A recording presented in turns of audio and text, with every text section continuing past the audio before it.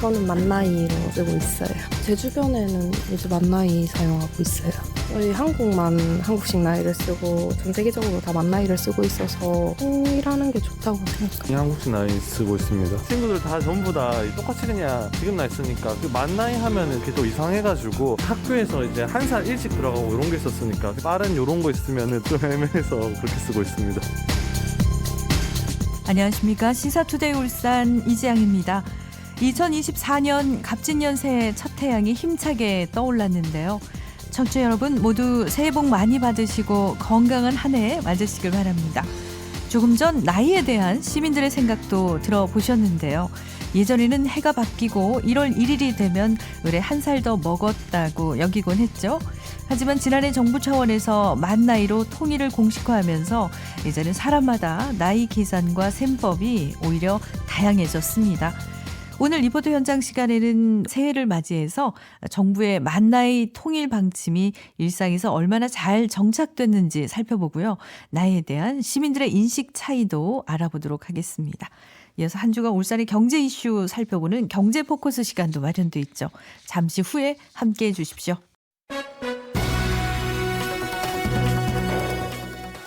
매일 울산 지역의 주요 이슈와 생생한 소식 전해드리는 시간입니다. 첫 코너 아침 헤드라인 울산매일신문 김진영 논설실장 전화 연결됐습니다. 실장님 새해 복 많이 받으십시오. 네, 반갑습니다. 새해가 밝았는데요. 우리 청취자 여러분들도 새해 복 많이 받으시길 바랍니다. 네, 오늘 첫날인데 헤드라인 뉴스 어떤 소식이 있는지 궁금합니다. 좀 특별한 내용으로 준비하셨군요. 네, 그렇습니다. 새해 첫 소식은 올해부터 달라지는 울산의 주요 시책, 사업을 6개 분야를 중심으로 살펴보도록 하겠습니다. 울산시가 정리해서 발표한 6개 분야는 경제, 산업, 문화, 관광, 체육, 환경, 녹지, 교통, 도시 등 6개 분야입니다. 네, 먼저 분야별로 핵심 사항부터 살펴볼까요? 네, 우선 경제, 산업 분야인데요. 조선업 재직자 희망공제 사업이 신설됩니다. 네. 이 사업은 근로자, 원청, 지자체, 고용부 등 사자가 각각 200만 원을 납입해서 2년 만기를 채우면 근로자가 800만 원을 수령하는 지원 정책인데요. 이 조치로 조선업 협력자 재직 근로자의 장기 근속을 유도해서 이직률을 줄이고 궁극적으로 구인난을 해소하겠다는 목표입니다. 네. 그리고 수상공익직불제 대상의가에 연 60만 원을 지원하는 어민수당도 신설되는데요.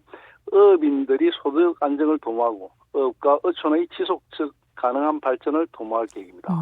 또 울산시는 고기능 융복합 화학소재 지원센터의 문을 열고 수소차, 수소 충전소 보급을 확대해서 신산업 활성화에도 힘쓸 예정이라고 합니다. 네, 실질적인 소득 지원부터 인프라 확충까지 꽤 많은 부분이 달라지는데요. 문화관광 체육 분야를 또 살펴보면 종합체육관이 새로운 모습으로 다시 태어난다고요?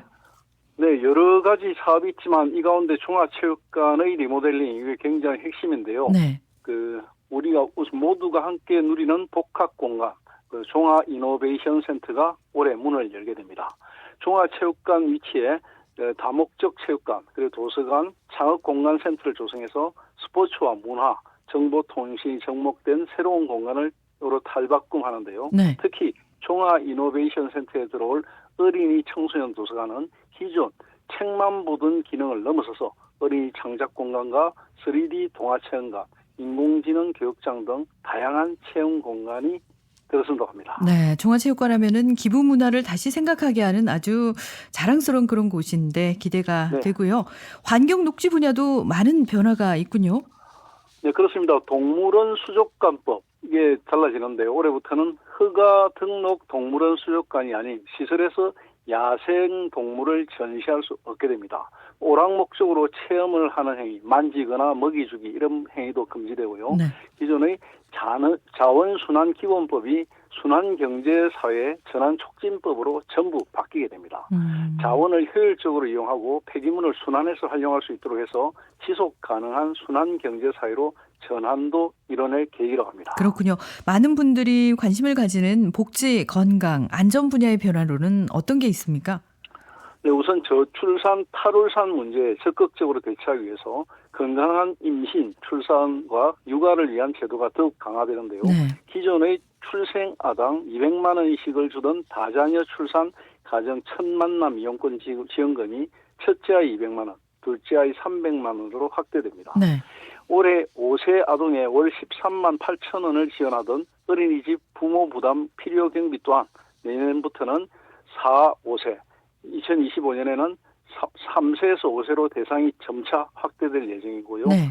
이제는 그 소득 수준에 따라서 지원해주던 난임부부 시술비, 그리고 고위험 임산부 의료비, 미숙아 선청선 이상화 의료비, 그리고 선청선 난청검사와 보청기 지원을 모두 소득 수준과 상관없이 지원받을 수 있게 됐습니다. 이 밖에 다둥이 행복 렌트카 지원 사업과 부모 급여 아이돌봄 지원 등도 확대되고요.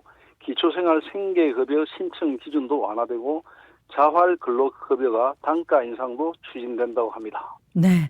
아이 낳고 기르기 좋은 도시를 지향하는 울산의 시책이 더 촘촘해지길 기대해 보겠습니다. 교통 분야에서도 변화가 많이 있죠? 네, 많이 있습니다. 교통 분야는 불합리한 노선을 정비하고 배차 강령을 단축할 수 있도록 시내버스 노선 체제가 완전히 바뀌게 되는데요. 네. 태양역과 북울산역의 교통 체계를 개선하고 시내버스 공영 차고지를 확충해서 버스 이용 시민들의 편의를 더욱 향상시켜 나갈 계획이라고 합니다. 이외에 차량가액 8천만 원 이상의 법인 업무용 승용 자동차 전용판의 색상이 앞으로 연두색으로 바뀌게 되는데요. 네. 이번 조치는 업무용 자동차를 사적으로 사용하는 것을 막기 위한 의도라고 합니다. 또 어린이 보호구역 내 횡단보도를 모두 노란색으로 바꾸고 기종점을 노면에 표시하는데요. 이를 통해서 어린이 교통사고를 보다 적극적으로 예방하기로 했다고 합니다. 네, 번호판의 색깔이 또 변화가 되군요. 새해부터 달라지는 울산 시책들 살펴봤는데 올해가 갑진년 용의 해니까 용 이야기도 빼놓을 수 없을 것 같습니다. 울산에 용과 관련된 지명이 몇 군데나 있는지 조사가 나왔다고요? 네, 흔히 울산을 구룡반치형 도시라고 용의 도시라고 하는데요. 사실 네. 울주군 범서읍 첩가리 반용마을 등 울산에 모두 12곳이 용을 포함한 지역명을 갖고 있는 것으로 조사됐습니다. 종류별로 마을 명칭이 10곳, 산과 굴이 각각 한 곳씩 있었습니다. 국토지리정보원에 따르면 2024년 갑진년 용을해를 맞아서 우리나라 150여만 개의 지명을 조사한 결과 용과 관련한 지명이 모두 1260여 곳으로 나타나는데요. 네. 호랑이 지명에 비해서 약 3배, 토끼 관련 지명에 비해서 8배가 많은 수치라고 합니다. 그렇군요.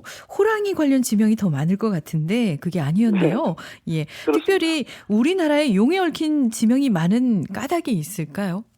네, 우리나라는 용을 좀 신성시하고요. 또 네. 용은 특히 이제 물과 관련됐기 때문에 가뭄에 대비하는 거, 그리고 농사에 굉장히 유용하기 때문에 네. 용 지명이 많습니다. 용은 비를 관장해서 부기, 풍요를 의미하는 수호신으로 숭배되기 때문이라는 설명을 하고 있는데요. 울산의 경우에는 울주군 범서읍 척가리의 반용마을, 그리고 서생명 위양리의 용골산, 서생면, 용리, 용동, 용리 등 8곳으로 서생이 참 많습니다. 특히 울산은 용연과 관련된 지명이 많은데요. 네. 울주군 서생면의 용연마을, 그리고 용이 노는 못이 있어서 용연이라고 불렸다고 여겨지고요.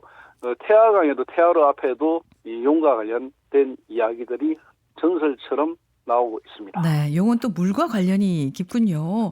올 한 해 용의 기운이 서려 있는 다양한 명소들을 한 군데씩 천천히 둘러보는 것도 의미 있을 것 같습니다. 새해 첫 소식 여기까지 듣도록 하겠습니다. 아침 헤드라인 지금까지 울산매일신문 김진영 논설실장이었습니다. 고맙습니다. 감사합니다.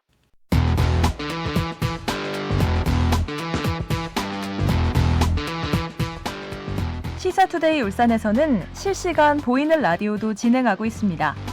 유튜브에서 KBS 울산, 시사투데이 울산 검색하시면 현재 방송을 보실 수 있습니다.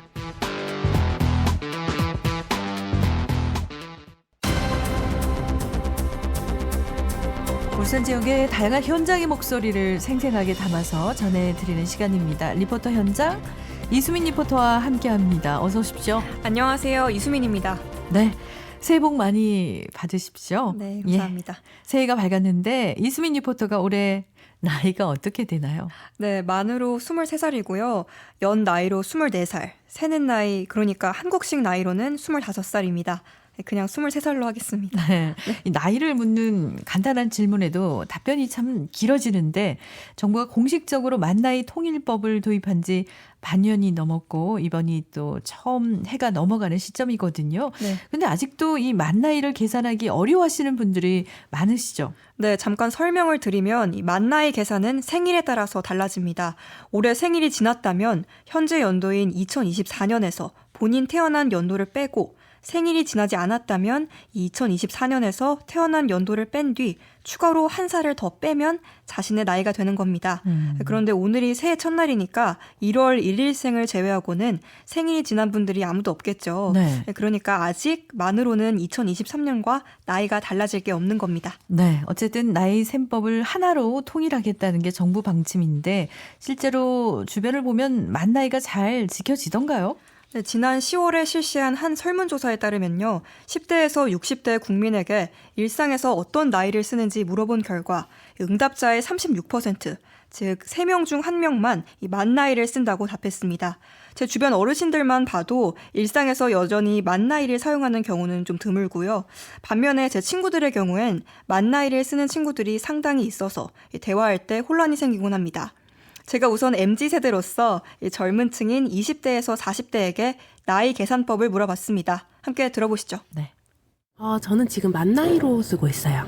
제가 지금 94년생인데 한국 나이로 하면 30살이지만 이제 만 나이로 하니까 2살 어려져서 20대를 좀 길게 말씀드리고 싶어가지고 그렇게 계속 사용하고 있어요.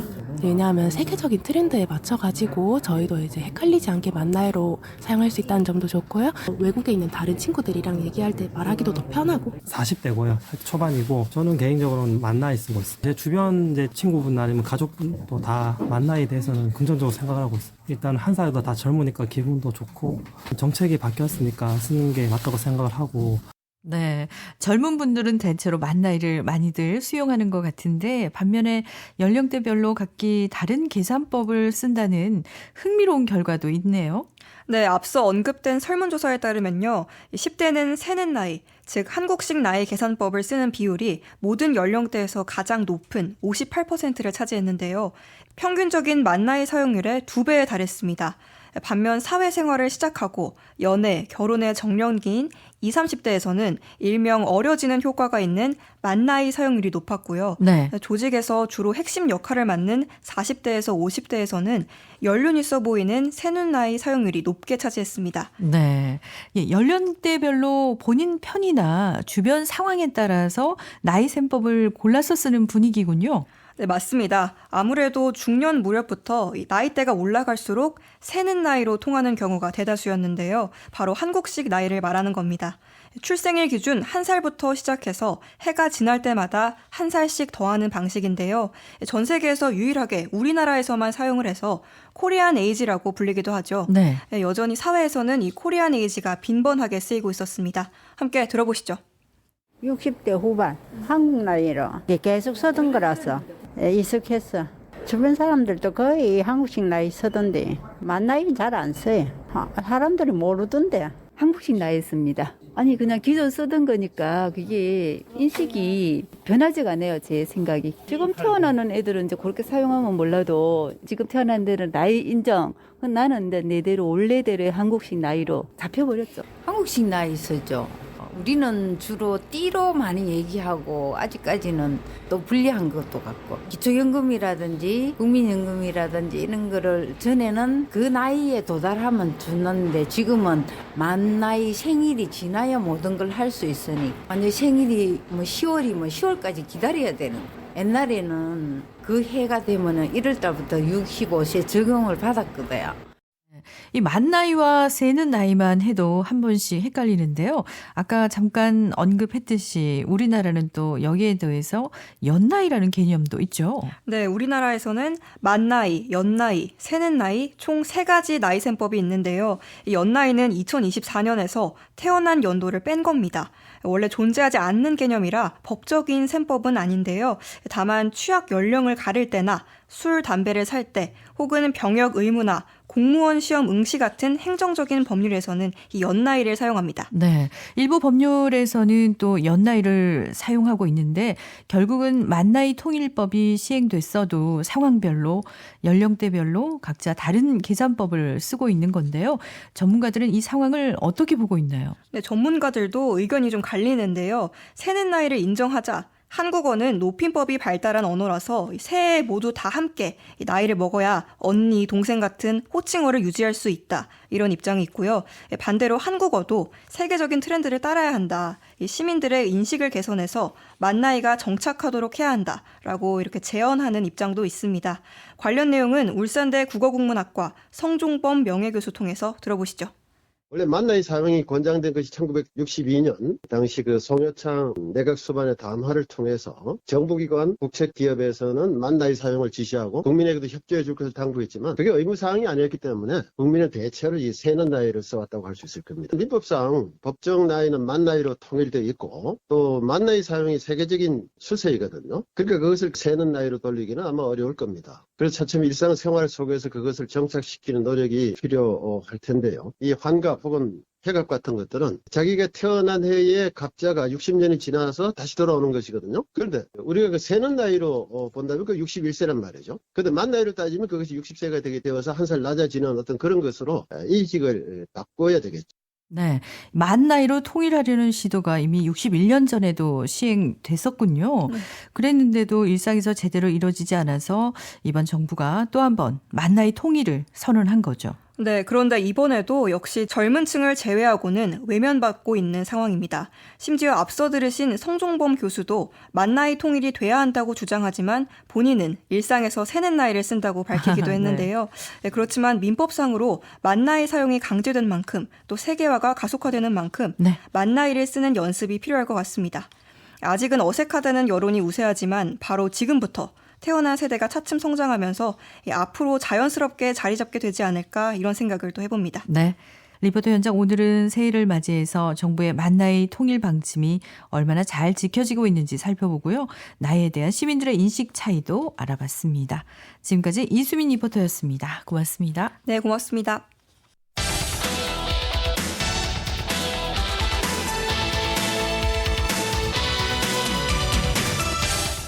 냉철한 시선, 따뜻한 마음. 매일 아침 울산의 생생한 이슈를 전해드립니다. KBS 울산 제1라디오 시사투데이 울산. 시사투데이 울산 함께하고 계십니다. 한 주간의 울산 경제는 물론 유용한 경제 소식들 알아보는 순서죠. 경제포커스 데일리 한국 이현진 기자 전화 연결돼 있습니다. 기자님 새해 복 많이 받으십시오. 네, 안녕하세요. 새해 복 많이 받으십시오. 네, 2024년 새해가 밝았습니다. 올해 울산 경제에 도움이 되는 기분 좋은 소식이 많이 들려오길 바라면서 시작해 볼 텐데요. 울산에서는 코로나19 이후에 채무가 쌓여서 어려움을 겪고 있는 소상공인과 자영업자들이 많습니다. 지난해에도 여러 지원 방안들이 있긴 있었죠? 네, 그렇습니다. 일단 울산신용보증재단이 지난해 채권 소각을 통해서 소상공인과 자영업자 800명의 재기를 지원을 했습니다. 네. 울산신보는 일단 소상공인과 자영업자들의 새로운 출발을 위해서 대위 변제 후에 3년 이상 지난 특수 채권을 소각을 했는데요. 개인 회생 이런 확정 등을 통해서 62억 원의 채권을 소각을 했습니다. 채무자들은요, 울산신용보증재단 홈페이지를 통해서 본인 인증 절차를 거치면 채권 소각 여부를 조회할 수가 있는데요. 그리고 이제 올해도 소상공인들의 재기를 지원하기 위해서 여러 가지 방안을 지원할 예정입니다. 네, 그리고 올해도 울산시가 자금을 투입해서 안정된 경영을 이어갈 수 있도록 지원 방안을 마련한다고 하는데 예산이 얼마나 편성이 됐습니까? 일단은 울산시가 올해도 중소기업과 소상공인을 위해서 3천억 원 규모의 예산을 편성을 했습니다. 예산은 중소기업, 소상공인, 경영안정자금으로 운영을 하는데요. 네. 이제 올해 예산 같은 경우에는 작년 2천억 원보다 50% 정도 늘어난 금액입니다. 이제 이 중에서 구체적으로 좀 보면요. 중소기업에 2,200억 원이 투입이 되고 소상공인은 800억 원을 지원을 합니다. 네. 한도는 중소기업의 경우에 4억 원에서 5억 원으로 또 소상공인의 경우에는 6천만 원에서 8천만 원으로 상향이 됐고요. 이뿐만이 아니라 경영 안정을 지원하기 위해서 시설 자금이라고 해서 이런 항목을 신설해서 시설 투자를 지원하기로 했습니다. 네. 다만 올해 울산시가 세수 부족 등을 이유로 예산 편성에 어려움을 겪고 있는데요. 초긴축을 하면서 생활임금에는 적은 예산이 투입된다고요? 네, 울산시가 올해 예산안 마련에 어려움을 겪고 있습니다. 정부에서 주는 국비가 아무래도 적고 또 세수 부족으로 예산이 줄었기 때문인데요. 네. 울산시가 예산을 초긴축으로 편성한 가운데 이 서민을 위한 생활임금이 전국 최저 수준으로 나타났습니다. 일단 울산시는 공무직, 기간제 근로자에 적용하는 내년 생활임금을 시급 11,200원 정도로 확정하고 고시를 했습니다. 네. 이 금액 같은 경우에는 아무래도 경남을 제외한 16개 시도 가운데 가장 적은 것으로 조사가 됐습니다. 네. 새해 덕담으로 부자 되세요 이런 인사 많이 나누는데 울산은 다른 시도에 비해서 개인 소득이 상당히 높은 도시인데 전국에서 몇 위 정도를 현재 차지하고 있나요? 네, 일단 울산 지역 같은 경우에는 1인당 개인 소득이 지난 2017년 서울에 1위 자리를 내줬고요. 6년 연속 2위에 머물고 있습니다. 2022년 기준으로 해서 울산의 1인당 평균 개인 소득을 보면요. 네. 2,339만 원으로 집계가 됐습니다. 석유화학과 제조업이 부진을 이어가면서 전남과 함께 유일하게 역성장을 했습니다. 네, 다음은 부동산 관련 소식인데요. 지난해 울산 같은 경우는 건설 경기가 상당히 침체된 그런 모습을 보였었죠. 울산시가 앞으로 건설 투자를 늘리기 위해서 인센티브를 제공한다고요? 네, 아무래도 이제 울산시가 지역 건설 산업을 활성화하기 위해서 여러 가지 방안을 마련을 했는데요. 최대 20%까지 용적률을 완화해주는 인센티브 기준안을 마련을 했습니다. 앞으로 울산에서 200가구 이상의 이제 공동주택이라던가 복합 건물을 지을 때요. 7개 분야의 참여 비율을 충족을 하면 최대 20%의 용적률 인센티브를 받을 수가 있습니다. 울산시는 일단 여러 가지 자문을 거쳐서 올해 1월 중에 이 인센티브 제도를 본격적으로 시행할 계획입니다. 네, 울산시가 이런 인센티브를 줄 뿐만 아니라 개발 행위에 대한 기준도 완화해 주기로 했다고 하는데 이건 어떤 내용인가요? 네, 울산시가 일단 개발 행위 허가 기준도 올해 조정하기로 했습니다. 네. 울산시가 입법 예고한 개정안을 보면요. 지금은 개발 행위 허가 기준이 50% 미만이었는데 앞으로는 도시지역은 100% 미만, 비도시지역 같은 경우에는 125% 미만으로 완화가 됩니다. 아무래도 이제 울산시에서는 여러 가지 형평성을 고려해서 허가 기준을 완화해달라 이런 민원이 지속적으로 발생을 했다고 하는데요. 네. 이렇게 울산시가 개발 행위 허가 기준을 완화해서 탈울산을 적극적으로 방지하겠다는 계획입니다. 네, 이런 인센티브 방안들이 올해 울산 부동산 경기에 또 얼마나 도움이 될지 궁금해집니다. 다만 2년 연속 울산의 청약 성적은 좋지 못했죠? 네, 올해도 청약시장을 비롯해서 울산 지역의 부동산 경기가 좋지 않을 거다. 이런 예측이 많이 나오고 있는데요. 사실 지난해에도 울산 분양시장 분위기가 상당히 좋지 않았습니다. 울산 지역의 아파트 청약 경쟁률이 2년 연속 1대1을 밑돌아서 미분양이 났는데요. 아파트 평균 청약 경쟁률이 0.5대1로 계속해서 1대1에 못 미치는 상황이 벌어지고 있습니다. 특히 일단 일부 세계단지 경우에는 청약 경쟁률이 0%를 기록을 하기도 했는데요. 아무래도 올해도 이런 현상이 이어질 가능성이 높은 상황입니다.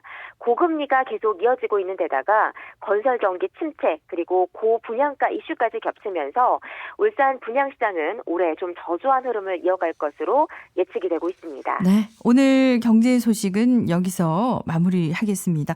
울산시가 소상공인과 건설사를 위한 좀 더 실질적인 대안을 내놓고 이런 정책들이 올해 울산 경제에 활력을 불어넣어서 선순환을 이루길 바라겠습니다. 경제 포커스 지금까지 데일리 한국 이현진 기자였습니다. 고맙습니다. 네, 감사합니다.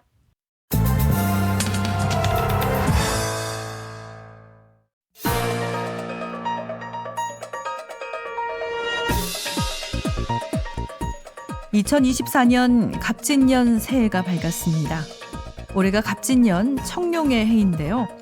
갑을병적으로 시작하는 천간 10개와 자축 임묘로 시작하는 지지 12개를 순서대로 조합해서 만든 게 60간지죠. 다시 말해서 우리가 평생을 살면서 갑진년이라는 해를 다시 만나려면 오늘로부터 꼬박 60년이 지나야 합니다. 지금 사람이 태어나서 뜻을 세운다는 입지의 나이인 30대라면 또다시 갑진년을 만나려면 나이 90은 돼야 하고요. 불혹이나 지천명을 지나고 있는 분들이라면 60년 뒤에 찾아올 갑진년을 다시 맞이하기란 더더욱 쉽지 않겠죠. 그만큼 새롭게 찾아온 올 한 해가 소중하다는 뜻입니다. 새해 첫날 해맞이 명소나 특별한 장소에서 지난해에 대한 반성과 새해 각오, 다짐을 위한 시간을 가졌던 분들 많으실 겁니다. 가족의 행복과 건강을 기원하고 각자의 목표를 이루길 바라는 마음을 담으셨을 텐데요. 새로운 시작은 또 다른 희망의 날개를 편다는 의미입니다. 스스로를 제약하는 나쁜 습관이 있다면 과감하게 버리고 도전했다가 실패했던 일이 있다면 다시 한번 허리띠를 졸라매고 뛰어보는 겁니다. 용두사미가 되면 또 어떻습니까? 행복한 삶을 향해서 도전하고 나아갈 수 있는 마음을 먹는 것만으로도 감사한 새해 첫날 아침인데요. 새로운 다짐과 각오가 1년 365일 계속 이어지길, 그래서 도전의 끝에 원하는 바를 다 이루시기를 함께 기원드립니다. 청취자 여러분, 모두 새해 복 많이 받으십시오. 이상 오늘의 브리핑이었습니다.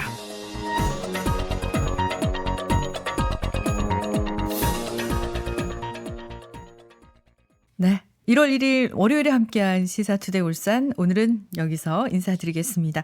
지금까지 기술의 황건일, 작가 최영은, 연출 진행의 이지양이었습니다. 청취자 여러분 모두 따뜻하고 행복한 새해 맞이하시고요. 저는 내일 아침 8시 30분에 다시 오겠습니다. 고맙습니다.